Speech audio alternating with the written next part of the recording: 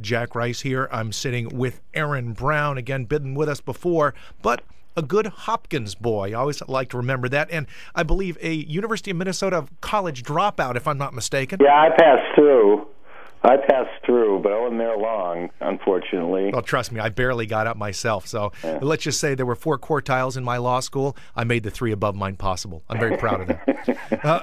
Aaron, looking at your career and looking at where you're going, is this the place you want to be? And what is it you're trying to accomplish now? You got to have a reason to be there. Get up in the morning. Looking at my career, I guess, one way to put it is I probably burned through every other possibility, so here's where I ended up. But, I don't know. I was very ambivalent about whether I wanted to do television again. I was very satisfied. Always sounds like a terrible word, but I generally was comfortable with how people saw the work I did, liberals, conservatives, whoever. I think they saw me as a straight shooter and a serious reporter who believed in American journalism for all the right reasons.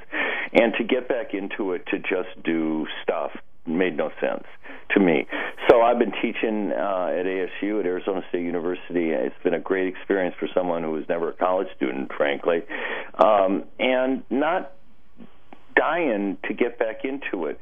When WNET said, will you look at this? And we started to talk about it, I started to get excited about it because if I'm going to do television again, if I'm going to do broadcast journalism again, I wanted it to be I wanted it to matter. I wanted it to be the right stuff. I don't mean to sound highfalutin. I'm from Hopkins, after all.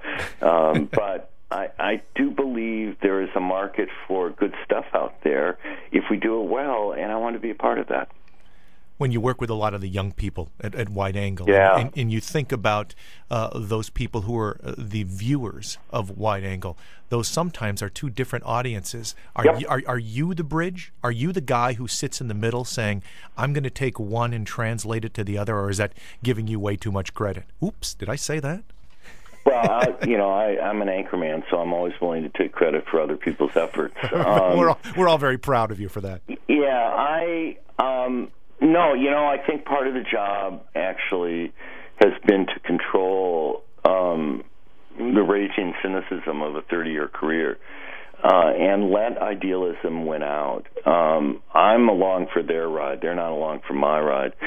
To the extent that our audience is, PBS audiences, or any news audience in truth, is older than the people who produce it, they know that. But they're not producing rock and roll television. They're producing serious documentary work, and that's what they want to do. What they get from me is a little bit of experience in writing, in telling stories. That's something I know how to do.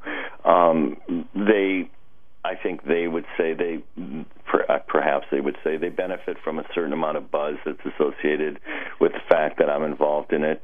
But my job is, in dealing with the staff, has largely been to say the truth, which is, you guys are great.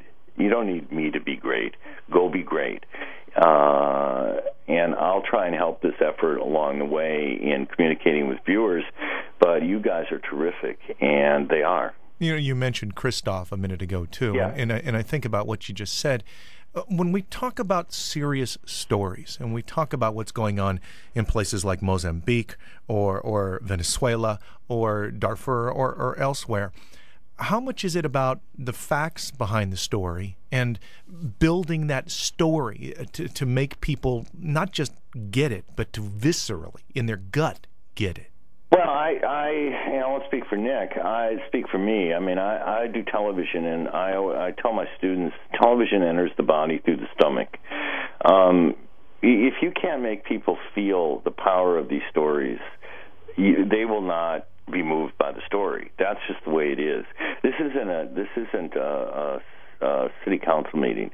This is genocide, and it has to shake you at its core.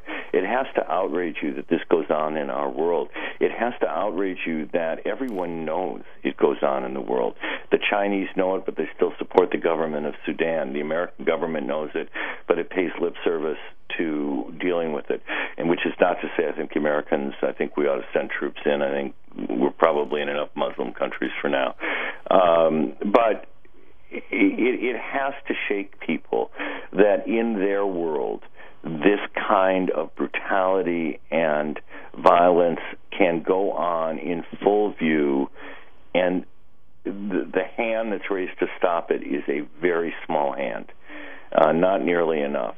And so, yeah, I want people to feel it. I want anger and outrage and disappointment, all of those things. But what I don't want is a sense of hopelessness, because I am not hopeless about anything, honestly. And I'm not hopeless about this. I believe that if the Internet, I've seen it. I saw it in Bosnia and in Kosovo. I've seen it before. When the international community really cares, it can stop this sort of thing. But getting the international community, including Americans, to care sufficiently is a slog. Wide Angle launches its 7th season tonight. Aaron, thank you so much. Thanks. I mean this. It is always a treat to talk with you. The questions are great. The conversation is great. And anytime you want to chat, let me know. Thank you, Aaron. Thank you, buddy.